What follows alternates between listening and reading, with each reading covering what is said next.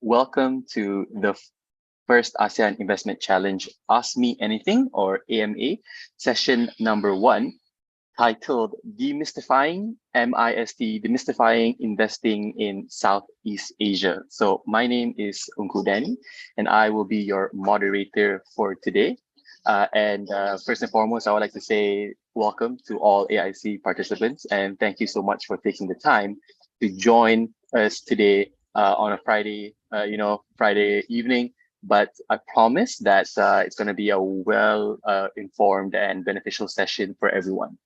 So today we are actually gathered because we actually have a couple of very distinguished leaders and experts in our call today, and we're just going to be having a chat with them, all right, to go over some basic investment knowledge sharing and just kind of get their expertise into how they feel like the market is looking, or any advice that they will have for all of the challenges out there, mainly right to kind of see if what you can gain today can be applied to your stock selection process, for both ESG stocks or normal stocks, and as well as just a little bit to strengthen your basic investment strategies as you go further and progress further into this competition. But before I introduce our speakers and guests for today, let me just lightly touch on the AIC or ASEAN Investment Challenge for those who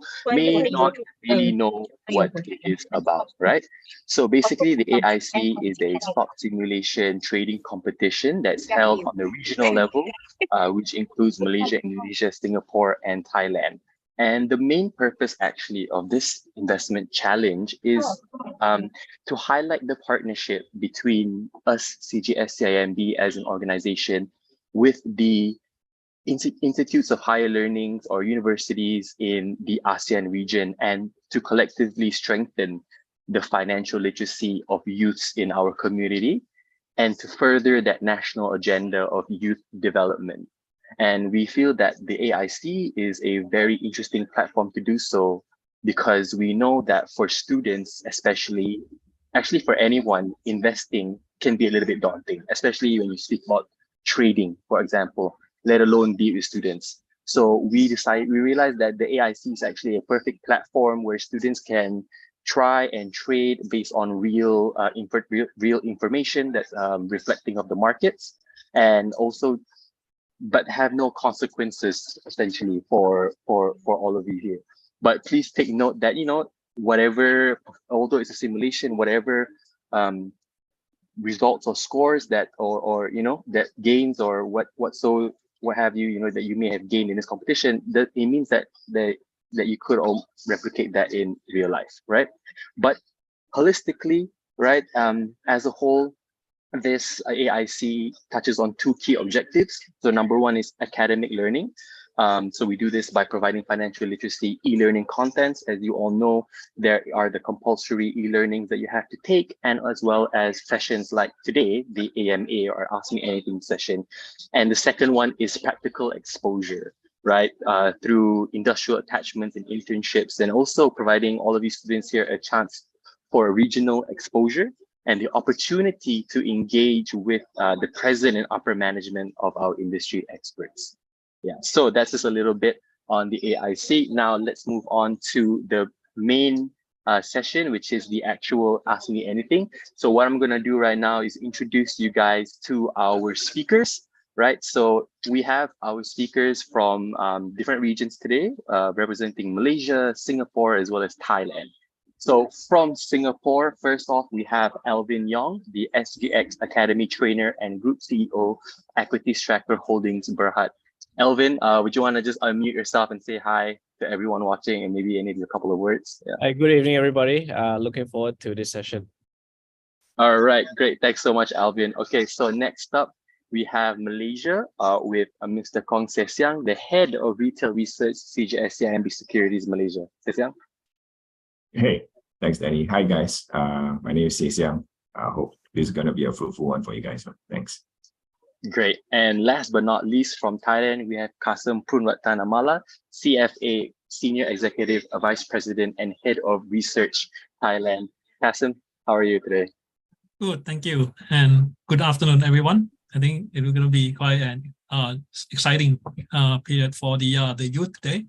Yeah, look forward to it. Yeah. Yeah, I agree. All right, gentlemen, thank you so much for joining us today.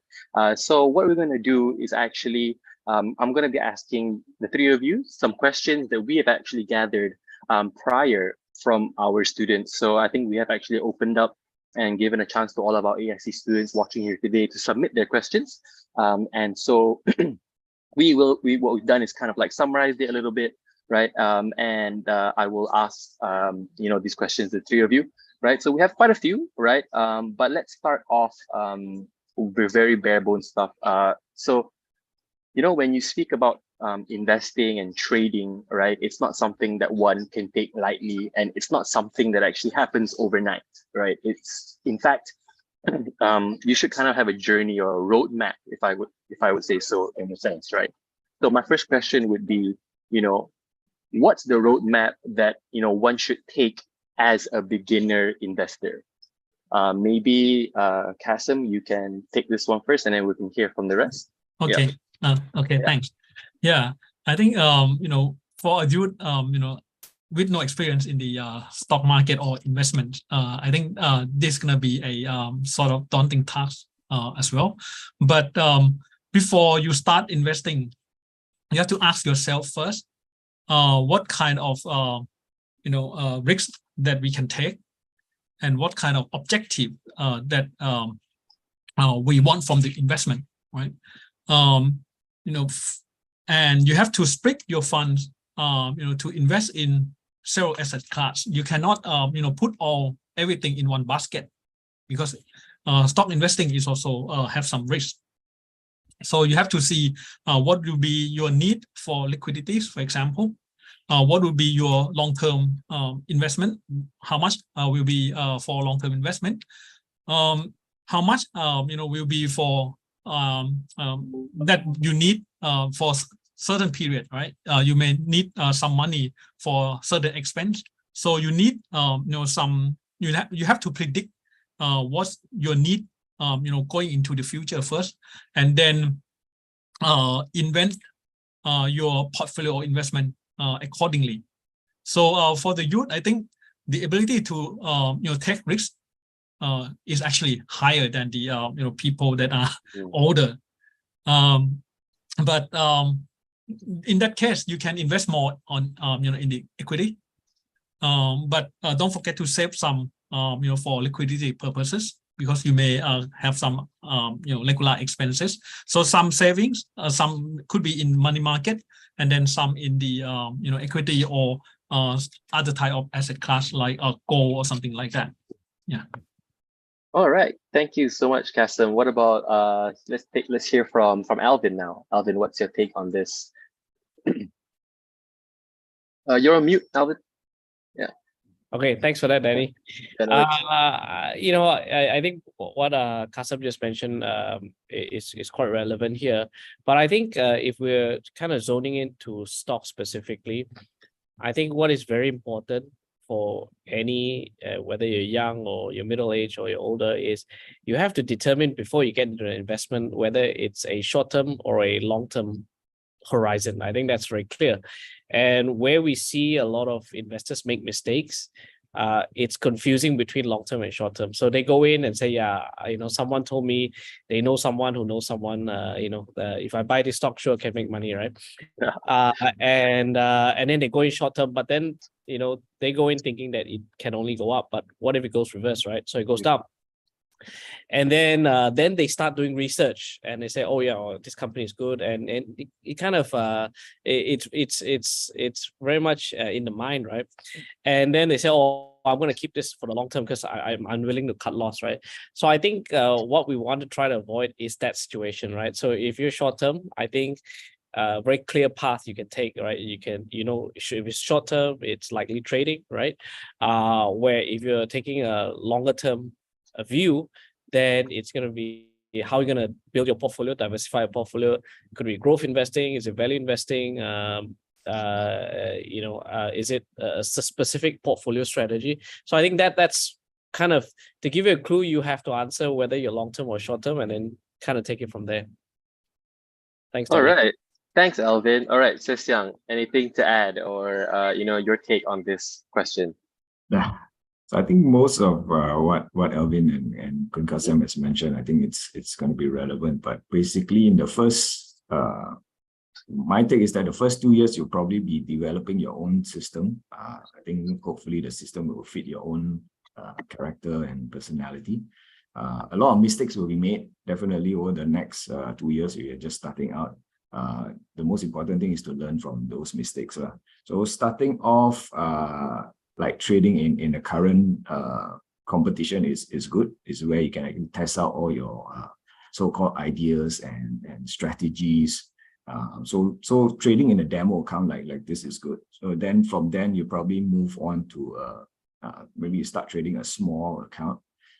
And then beginners ought to think in percentages rather than in pure profits. So that way, as you grow, you'll be able to scale up your investment or trading activities.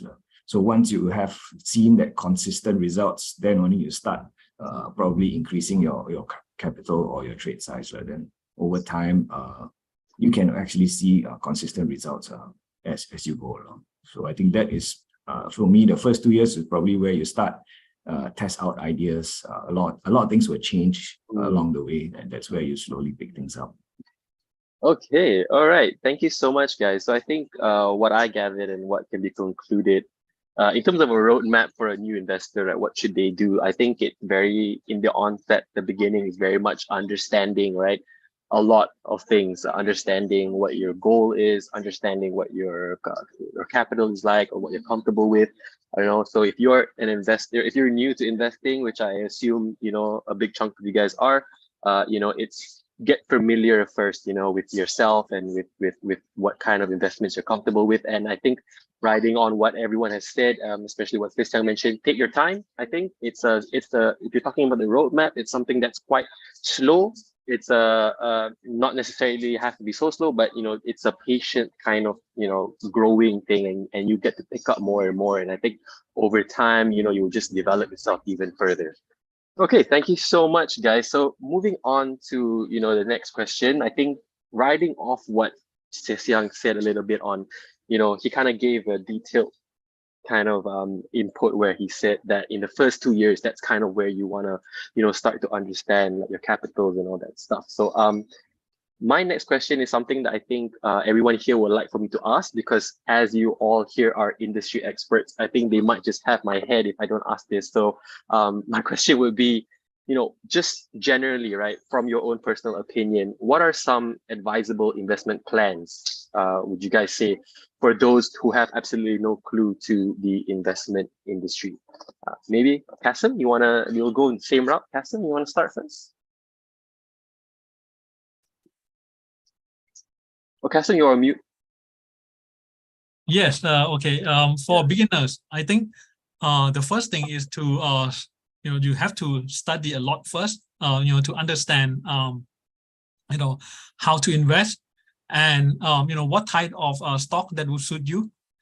Basically, you cannot just listen to news or from someone else that the stock is good and then you invest, even though you may know that this company is good, but good company doesn't mean a good investment, because these two are not the same, right?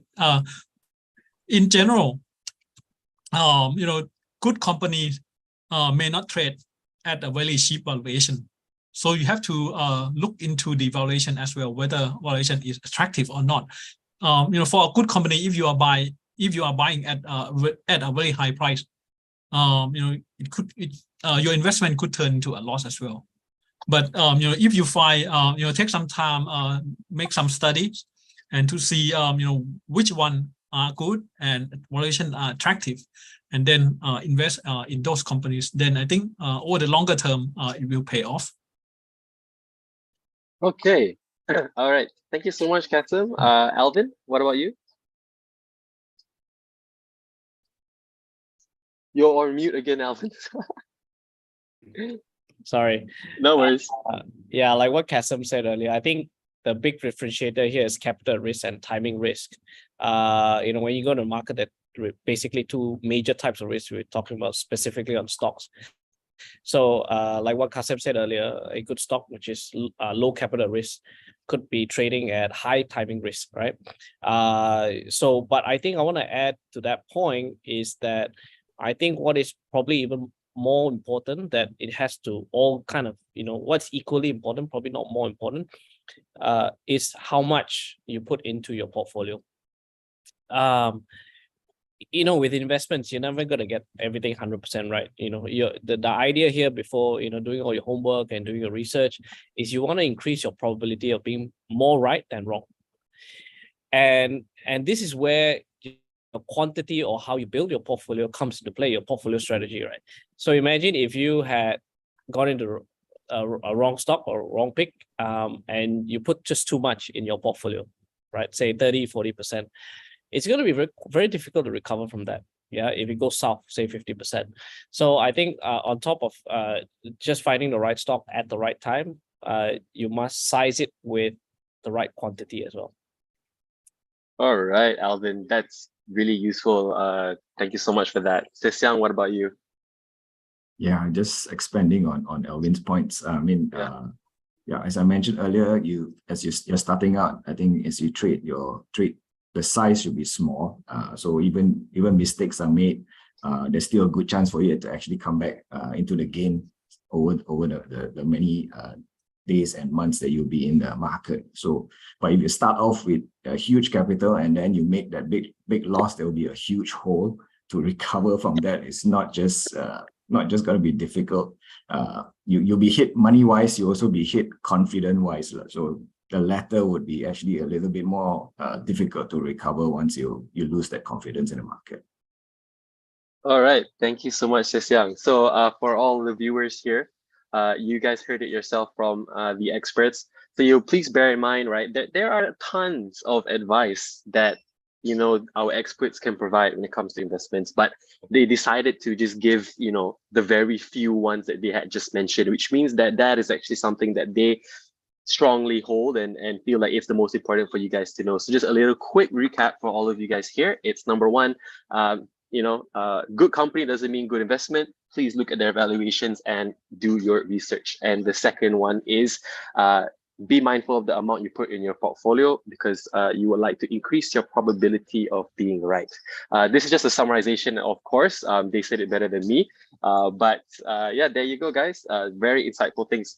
Make sure you have your pen and pencil, jot these down, because it's very difficult to kind of get these kinds of insights outside of this webinar for free, right? Very difficult. All right, so you guys mentioned a little bit on your investment styles and the things to be mindful about, right? Now let me dial into a little bit more of the specifics, right? So when you talk about trading, obviously the most basic of all are the two types of fundamental analysis and as well as technical analysis, right? So, my next question would be, so what are you guys' thoughts on technical analysis? And maybe you can give me your general, opinion on this, and as well as what are your thoughts on technical analysis in relations to like a stock trading competition? Maybe we can start with Sesiang this time. Yeah, thanks, Danny. So basically, if you're, again, the system that you pick is either going to be fundamentals or technicals, but I think now you have quants and AIs as well, so you can also pick out of those two as well. But you're talking about TA, so basically my belief system is that I'm very much a TA guy these days. Everything is TA to me.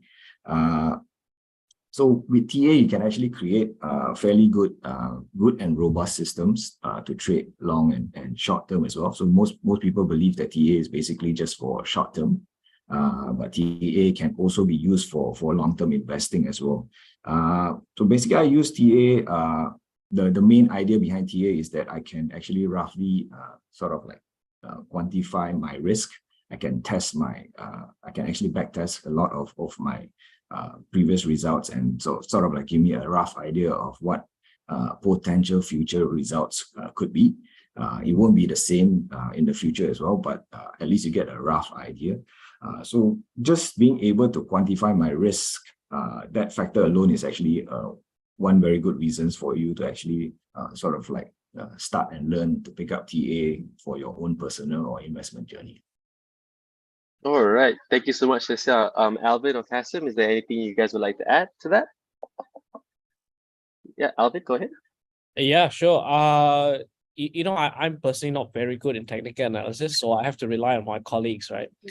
But I think there's a lot of there's a lot of studies done around technical analysis, and probably we don't have time to go through it. But I think maybe where you have to be you have to be careful how you use it, right? So in the case of, say, stocks that are fairly illiquid, right, or they don't trade as often, TA somehow doesn't do as good as a job in those kind of scenarios. So it's not a one size fits all. It's also asset agnostic in the sense that you can use it for commodities, you can use it for stocks, you can use it for anything. But I think in terms of technical analysis, to me, it's a subset of sentiment analysis. So when you look at technicals, really prices and volumes over the long term or short term, you're trying to guess what the sentiment is like today or where it has been, right? So I think apart from just using TA, especially now, a lot of stuff have moved online since COVID, right? So there's a lot of chatter online and kind of gives you a feel, and there is actually a data-driven process to actually look at sentiment, right? Regarding maybe a particular stock or generally for the whole market, going to be a bit tough, but there are instances. But yeah, I think TA is one of the tool sets that investors should learn and pick up as a skill. All right. Thank you so much, Alvin. Kasim, anything you'd like to add? Yeah, I think what Cesiang and Alvin mentioned very useful. And actually, as you know, stock market is driven by greed and fear. So technical analysis, can come in and help you, to basically time your investment, when to pick up the stock or when to sell. I think that will be very helpful for technical analysis. Yes. Okay, thank you so much, Kasim. Great way to wrap that question up for us. Okay, so if you allow me, let's move on to our next question sent in by our students previously, right? So they're wondering, there are a lot of resources right now available, especially today, online, even if you were to go back to the traditional ways of like books and all that, they're still made available. If anything, they're now also made available like as ebooks and whatnot. So there's a plethora of spaces and learning resources that one can learn from. So as a beginner, they might find this quite overwhelming, right? So they may not know where to go to and stuff. So as the experts here, like, what are your opinions on, what's the most suitable type of information that as a beginner investor can rely on? Maybe Alvin, what's your take on this? I think in terms of information, now I think post-COVID, we've seen quite a fair bit of online gurus. We're on YouTube right now, right? So YouTube, and you're gonna find just a mass amount of them. And I think as a beginner investor, it's quite easy to be convinced by someone with great marketing, right? And I think maybe more this is around being wary or educating yourself, because we're just seeing too many online gurus today, and all they do is show you what they've done well. No one ever shares with you how they've lost money, right? And I think that's the key, right? There's a lot of great resources online, but you need to be able to differentiate between the real legitimate ones and those who are purely doing marketing. And from my experience, I can tell you those that are really good at what they do are usually very poor at marketing. Yeah, marketing themselves. So, yeah, yeah. kind of, I hope that adds value to what you've asked. Yeah, I know. I think just to add on that, when you mentioned like the last one, you said if they're good at what they're doing, they may not be good at the marketing side, and I agree because I just started thinking of like Michael Burry from The Big Short, where he's a very weird guy. He's not gonna be all flashy, but inside he's a genius. Yeah. So please remember that, everyone. All right. So what about Sis Young? What are your thoughts on this? On resources and information? Yeah, I think you can get it anywhere. So I think the fastest way for a beginner to pick up is definitely to sort of like follow a good mentor. Again, as Elvin mentioned, there's a lot of so-called good ones, but to find the real ones, I guess it's going to be a bit of a try and error, unless you really know people who have done it, or somebody in real life has already done it and successfully did it. Then that is someone or a group of people you would want to learn from. So I think that would be the fastest way. Otherwise, you just got to pick up from books. There's no choice. Go back to the old ways. Books will give you some rough ideas. You can start off with one William O'Neill's How to Make Money in Stocks. I think that would be a good place to start. So if you're into trading, you can also look for Alexander Elder's Trading for a Living. For market, I think the Market Wizard series by Jack Schrager, I think those is a must read if you really want to know how successful hedge fund managers do it. Okay, there you go, guys. Sesang just dropped some, very good titles of books and authors that you guys should check out. You can get it at your bookstores or you can get it online. All right, so Kasim, what are your thoughts on information and knowledge?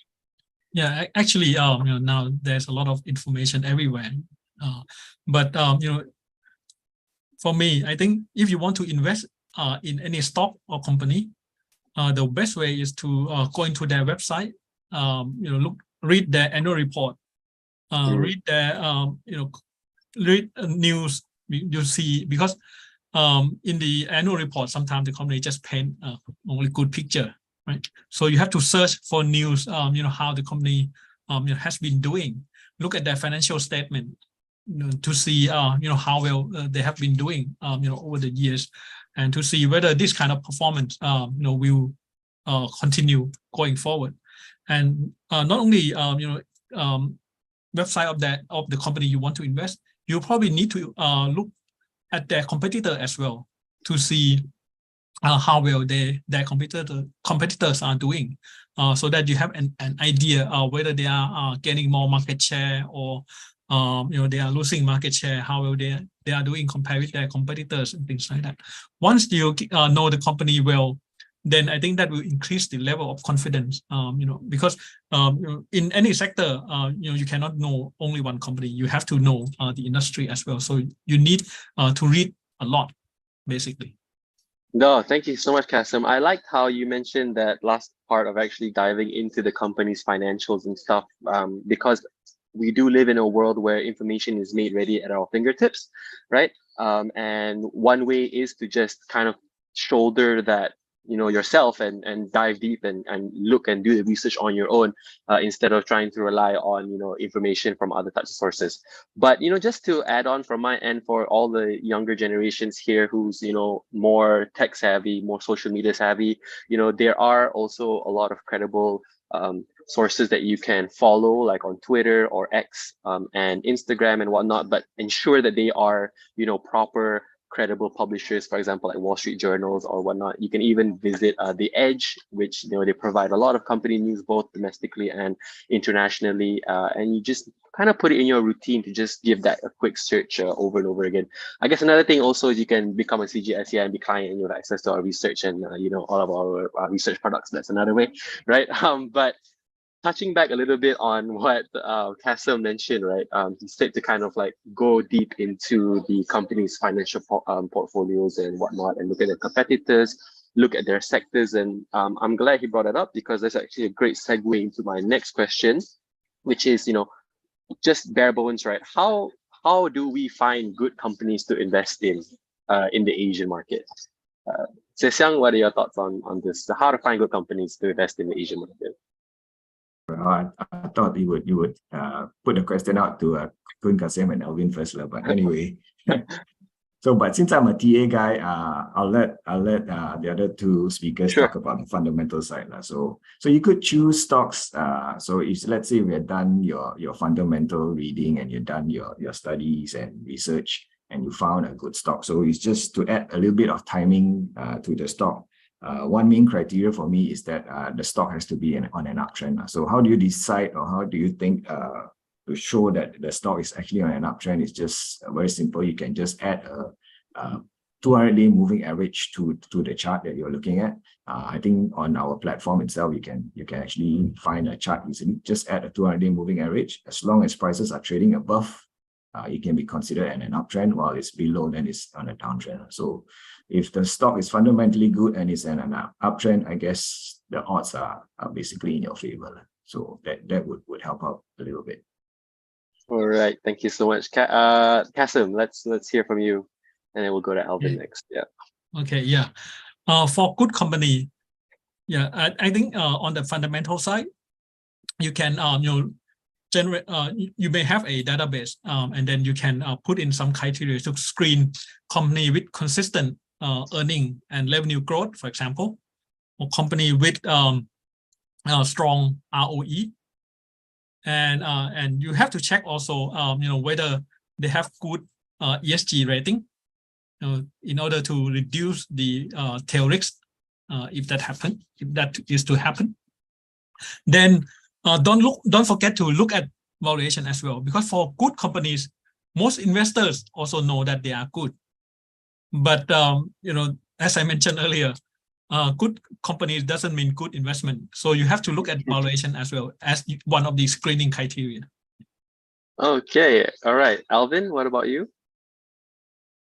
At Equities Tracker, we believe in data, or being data driven when it comes to investing. So as a beginner and you really just started, I know Xiang mentioned a couple of books. I think if you're really starting out and you're looking at some form of long-term investment strategy, one book I would recommend is One Up on Wall Street by Peter Lynch. And if you dive deep a little bit in the book, it's good for beginners. He talks about how do you pick stocks through observation, right? So when he says I want to find a good stock, I'll follow my wife or my daughters to the shopping mall, right? And I think that's one way. It's really trend spotting, and it's really not that difficult. So depending on where you live in this region, right, you will find these pockets of growth, right? They may not necessarily need to be a Tesla, Nvidia, to make decent capital returns, right? I think it's a power observation. But for us, how we do it is, we would classify stocks into different types of categories, not so much by sectors. So we start with investment grade, emerging grade, cyclical, turnaround, or a startup, right, or a newly listed company. So these criteria kind of then, we go into an investment grade stock, for example. Our definition is consistent profits, consistent dividends, consistent operating cash flow, consistent free cash flow, right? So very data driven. And then within that, you will have to really truly understand the business that they're in, and if there is growth, right? And if there is growth and it's already been priced in, like what Kasem has said, then that's not necessarily make it a good investment, right? So I think start off with the power observation. You'll be surprised what it can do, right? Just common sense investing. Okay. All right. So thank you so much, Alvin. I hope you guys are, jotting all of this very important information down. Okay, so the last question that it was sent in by the students, it's a little bit subjective, I'm not gonna lie, but this is something that they want to know. So I guess, you take it in your own way. And the last question is actually, hold on, okay, the last question is, what kind of stocks should be avoided for investments? Alvin, I see you kind of raise your eyebrows there. Maybe you have something to say for this. Yeah, what stocks should be avoided for investments? Yeah, I know you guys posted this question before. I kind of had to think about it. Uh, you know, in terms of, we want to answer that question, like what do we avoid? So I can share what we avoid here. We typically avoid companies not specific by sector with low margins, right? Really, really low margins. Why? Because if you're at a 2, 3, 4% type of margin, it tells us that perhaps your economic moat may not be as wide as it should be. Therefore, that doesn't add up into a criteria for us. So low margin would be one. I think it's also important to look at mega trends. So, one of the things that I think we all know is that the millennial generation is the largest generation the world has ever seen, period. So, excuse me, if you're investing in a business that absolutely does not appeal to the millennials, for example, that's something I would avoid. I mean, simple example, if you're in print media, that's something the millennials, that's the no-go for them, right? So I think you have to kind of spot some of these trends, and they don't last forever. And I don't believe any stock is a buy and hold forever. I mean, things change, right? So when it gets overvalued, feel free to take some profit, right? Xiang will definitely tell you how you can look at it on the charts. But yeah, so low margin stocks must have the wind behind your back, right? When you're investing in it, there must be a trend for growth at least. Yeah. Okay, thank you so much, Alvin. Kasim, what is your take on this question? Yeah, I will add on what Alvin just mentioned. Basically, one of the key important issue is the corporate governance. So company with you want to avoid companies with poor corporate governance, and now it actually expand into ESG. So you want to avoid company with very poor ESG. Basically, for companies that are not very well known, most investor before they make their study into the company, they look at their corporate governance score first. How they rank on this front. If the management cannot be trusted, then basically most institution investor would avoid investing in those stocks. Yeah. Okay, thank you so much, Kasim. And finally, Xiang, anything on this? Mine is very simple. Yeah. Again, the stock, as long as the stock is in an uptrend, it should be fine. Just don't pick stocks that are basically in a downtrend. So basically, I would avoid picking bottoms or trying to catch a falling knife, even though the fundamentals may look very interesting, but if prices are falling sharply, it's something that I would avoid.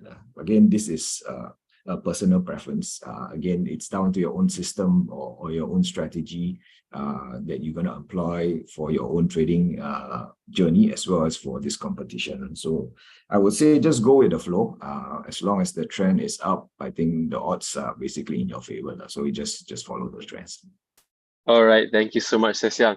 Okay, gentlemen, so that kind of wraps up our first portion of the AMA number 1 Ask Me Anything, where we gathered questions from students who have been sending it in over the past couple of weeks. So now what I'd like to do is actually open the floor to the viewers here today, and you can put in your questions into the YouTube box, right? And I will try my best to go through them and get our esteemed speakers here to answer them.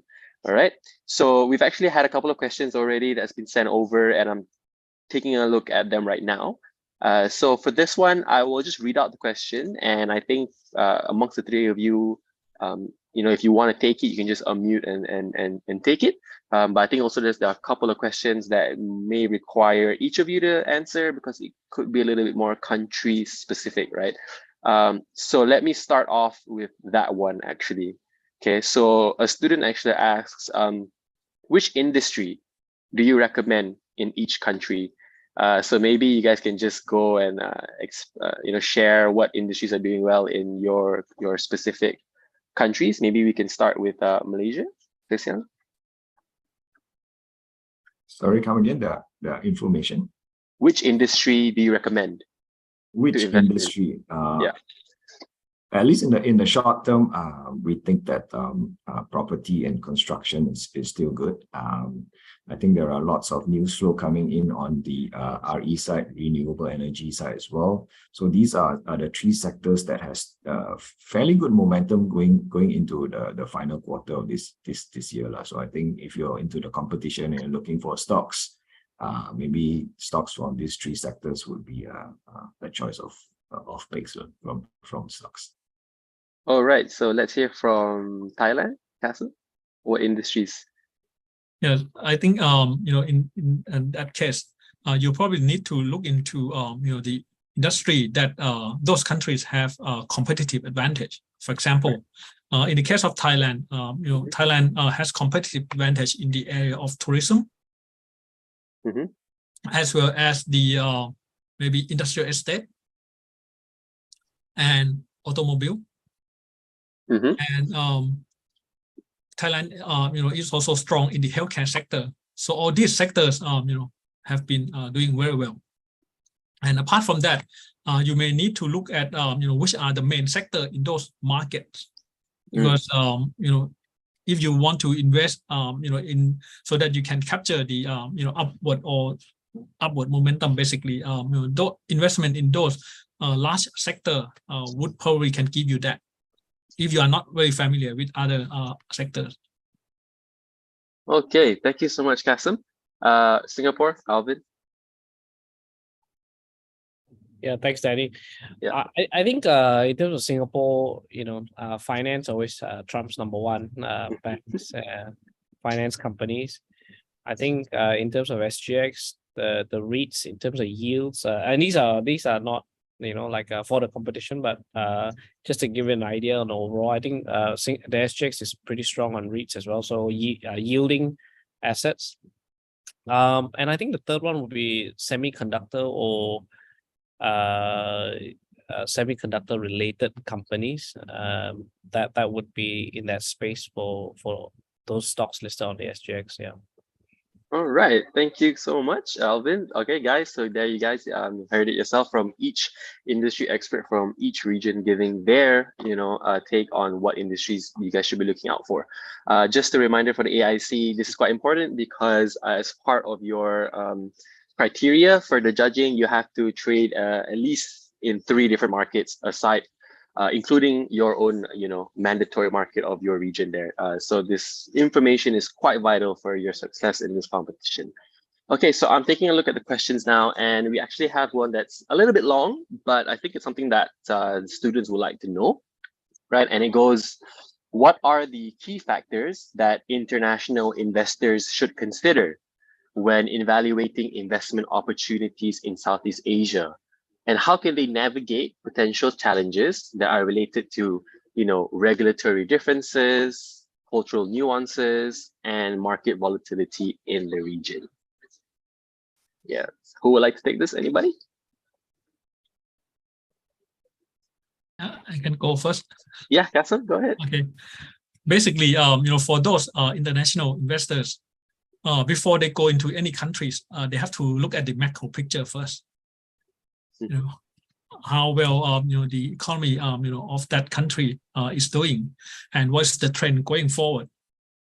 And then if the macro factor is good, then they're looking deeper into sectors, which sectors are likely to perform well in that kind of environment, and then down to companies level. And apart from that, they also take into account political situation as well, because in Southeast Asia, political uncertainties also affect the stock market, quite significantly. So they have to see, timing of elections and whether there will be any change in the government and things like that. So they have to put all these things together before they start investing. All right, thank you so much, Kasim. Anything to add from Alvin and Cecil? If not, I will, Yeah, Alvin? I think Singapore is a fairly small country, a smaller country in ASEAN, right?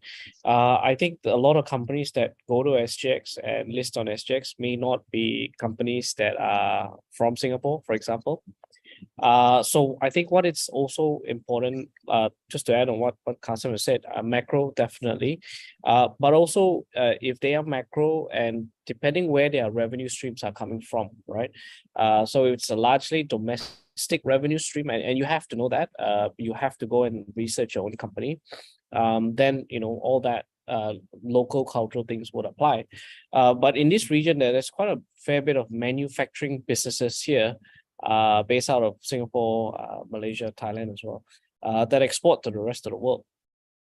So I think that's also an important factor to consider as well, because so that's where your forex comes into play.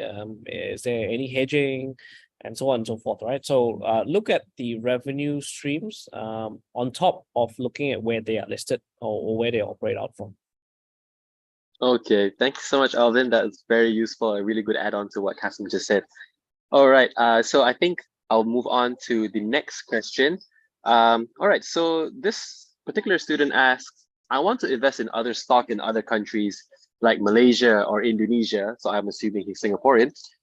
So they ask, do you have any news websites that tell more on the goal or news on the companies from Malaysia and Indonesia? As I mentioned earlier, there are websites like The Edge where you can kind of get more information on here. But I think maybe what will be beneficial for the student to know is maybe what are some of the local news houses that he or she can look up for in the internet. Like Kasim in Thailand, what's your go-to kind of like, national news provider, Yeah, but sometimes because most of the news in Thailand is in Thai, so it'll be difficult for. But there are some other news in English as well, like Bangkok Post. Yeah. But I think it is also important to go into Stock Exchange of Thailand website, because in there the company that you are interested in, you have to disclose their news announcement as well, so you can see more news in there. And I think it is also important to go into those companies' website to see what are the development. Yeah. Okay, so Bangkok Post. Yeah, so Kasim brought a good point there. Most probably it will be in Thai, but don't worry, guys. With technology, you can just whip out your phone, Google camera, quick snap, and it will translate it for you then and there. So no worries, don't worry about it. It's all good. Okay, so what about you from the Malaysia side? Yeah, like what kind of news providers are specific for Malaysia? Yeah, I guess you have mentioned The Edge. I think The Edge is one. The Star, Bernama. I think these are a few. If you can get your hands on Bloomberg or Reuters, though, you can also find some stuff over there as well. Yeah, thank you, Cecil. Yeah, so Star, Bernama, guys can also check out places like BFM just for general, a little bit more lightweight news as well. Okay, Alvin, what about you? I know the one that asks probably Singaporean, but for the benefits of the non-Singaporeans as well, if they wanted to, dive into Singaporean news specifically. I try to avoid news simply because it affects your emotions. So I'm probably the wrong person to ask in terms of news outlets, right? So I try my best to avoid news, right? But what I do read are company announcements instead. And then they do it after market hours. Then it allows you to sink in and a bit of critical thinking. Yeah. So where do you usually get those company announcements? You just go to your specific, wherever the company is listed, whether it's SGX or Bursa or SET. There are hundreds and thousands of announcements that come out every day, but do a catch up very quickly on those official announcements. Then you get a very good feel on where the company is. Yeah. Okay. All right. Okay. Thank you so much, Alvin. All right. So I think we'll take like 2 more questions before we wrap this up. Okay. So as the 3 of you may or may not know, one of the criteria for the ASEAN Investment Challenge is to actually invest in ESG stocks, right? So they have to trade at least make 1 or 3 trades in ESG stock. So they asked, do you guys have any suggestions or websites to check ESG ratings on companies? Yeah. So who would like to take this? I'll open it up. You guys can simply unmute yourself and just, if you have any or or how should they go about this whole ESG thing? Yeah. Actually, there are several sources that they Yeah. can look at. They can look at the ESG score on Bloomberg. Okay. Yeah, if they have any access to that, or they can go to for example, like they want to know their score in the stock exchange of the company listed in the stock exchange Thailand. They can go to SETSmart. Mm-hmm. And actually, the stock exchange of Thailand also publish sustainability investment. They have a list of stock that are in that universe. So these stocks basically have strong ESG ratings. So that's why they are included in the index SET Thailand Okay. Sustainability Index. Yeah. All right. What about the rest? The other two? Any input on this? ESG. I guess ESG is pretty new, so in the region. So I don't think you'll be able to find very good. I mean, you won't know whether those the news that they publish on their ESG scores or stuff like that, whether it's good or bad, because there's no history to look at. So you can't really be sure that those numbers or the scores given are so-called good or bad. So you can't really judge until you get some history. So I think for Malaysia, I don't remember coming across any good ESG ones. So I guess it's still open for debate. Yeah. Okay, Alvin. That's personally, I think ESG is very much a Western narrative, and something I personally do not subscribe to, because but I think there are indexes. I think, for example, Malaysia has a FTSE for good, FTSE good, where there are 80 stocks that are indexed. I believe SGX has them as well. So the other way is to look at the indexes as well. And I believe Kasim mentioned it earlier, Bloomberg. I think Refinitiv has one as well. Yes. I believe S&P as well. Yeah. Yeah. All right. Thanks, Alvin. Yeah. So with ratings, also, guys, it is something fairly new, and ratings companies do things a little bit differently. But another way also, join CIMB. Our research reports do have a little green arrow, green leaf there, if it's ESG compliant, right? Okay. So I wanted to go on to my last question, kind of like the bow on the whole thing. But actually, one question just came in, and I think it's a little quite nice to get you guys' take on it. And it goes, what was or is the riskiest trading decision you have ever made? The riskiest. Who would like to go first? The riskiest trading decision you guys have ever made throughout your whole, must have been one crazy time where you either made a lot or lost a lot. It's up to you whether you want to share that emotional roller coaster. But yeah, if you like to just unmute and share with them. I can go first, no problem. Yeah. So I know when I first starting my career, this was close to 20 years ago. You go through that journey, you dabble here, friends tell you this, you lose money.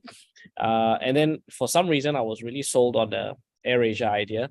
If I can mention names, and this was back in 2005, 2006. So, they said long term, right? So we went long term, and then I went into the stock pretty much all in. I would never ever recommend that. That's my own personal money. So, and then not only did it tank 30 or 40%, and this was back in 2008, right? Financial crisis. Not only did I buy at the high, then I put in too much at the high, and then it came down. What made it worse was back then the company then in 2008, the CEO back then, Tony Fernandez, said he was going to privatize the company at a much lower price than my initial purchase price, right? Of course, so that was my riskiest bet. I mean, it did pay off, but I can tell you, when people tell you they make money, they also don't tell you that how much they've lost, and also the pains, right? the progress, because I had to be absolutely patient, waited I think close to 4 years for the investment to mature. And it's quite nerve-wracking when you almost go all in, right? So Yeah. don't ever do that, right? Yeah. Now, I limit myself to maybe 10-15% per stock in a specific Yeah. portfolio. But just if we have a wild child out there who decides to do that, right, something similar, how did you kind of like maintain your cool when you were going through that, when the news was coming out and it seemed like it wasn't going well? You said that you were patient. How did you just remain patient? Do you like have really strong compartmentalization skills and just pushed it at the back of your head, or like how did you get through it? So I learned patience through impatience, right? So one of the other thing that before that, I actually went to another stock, Maxis. This was the old Maxis, yeah. And not only did I not get into the mother's share, I went into the warrants. So you can imagine that the warrants are even more volatile, right? So I think I was down about 70% on that warrant. Again, all in, all or nothing, right? Go hard or go home. And then after about 2.5 years, I'm like, yeah, I'm done. I'm absolutely done. I'm selling out, right? And just like everything in life, it's only when you sell, only then the stock goes back up, right? But if you don't sell, the stock will never go back up, okay? So we get this charm, right? It's called the universe. So the moment I sold, I think within less than a month, there was a privatization notice. I still remember the price, 1560, right? My stock return would have been 7x, right? 7 times if I waited. Wow. So that was my lesson, right? So Yeah. I get that 7x. So then that's so through my impatience, that's how I learned to be a bit more patient. All right, thank you so much, Alvin. Guys, I hope you're taking this down, because this you don't get this kind of insights for free or easily elsewhere. Okay, so what about Kasim and Sesiang? Is there anything you guys like to share on this? Your riskiest trading decision ever, Kasim? Yeah. Okay. Yeah. It happened a long time ago. It was when I was a university student back in 1987. Yes, Okay. Black Monday. So most people may not know what happened then. Actually, the Thai market at the time dropped 10% a day for 3 consecutive days.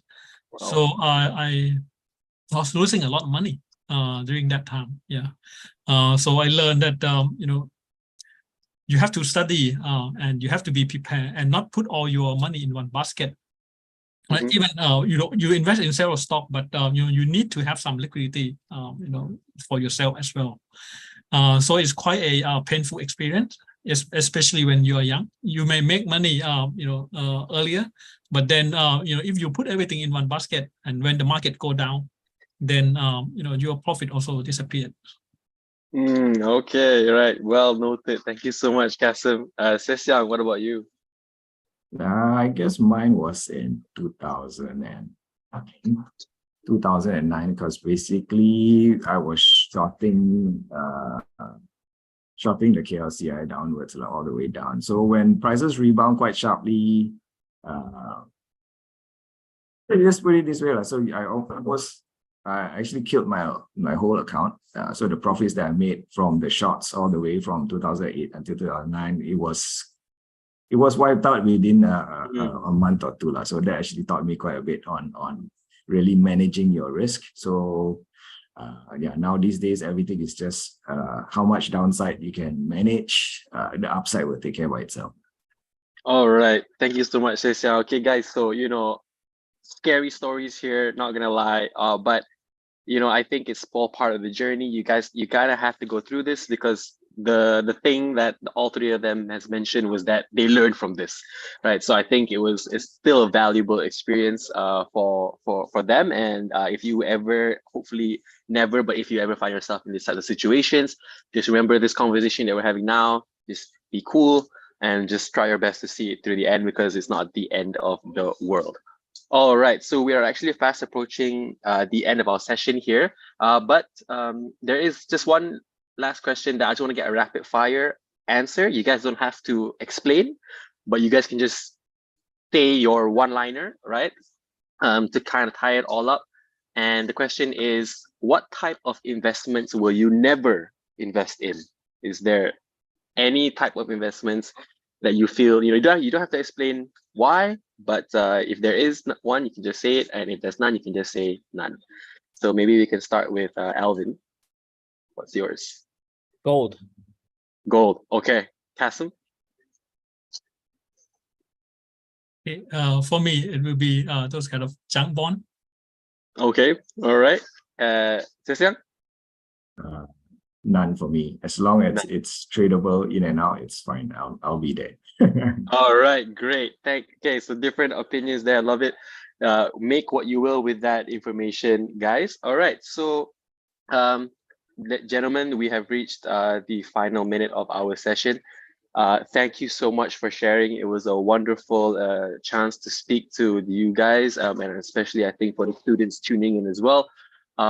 Before we end, I would like to make a quick announcement that this is actually series 1 of our AMA ASEAN Investment Challenge CGSCIMB or Ask Me Anything session. There'll be 2 more sessions, guys, happening on the 20th of October and the 3rd of November. So please submit your questions via the Google form as you have done previously. And good luck to all of you guys who are currently in the competition. To Alvin, Kasim, and Sesyang, once again, thank you so much. It has been an honor to kind of dig your brains there a little bit. And I hope you guys have a great weekend. Thank you so much and goodbye. Thank you. Thanks, Thank you. guys. Bye. All the best. Bye. Bye. Bye. Happy Children's Day. Happy Children's Day. I didn't know that. All right.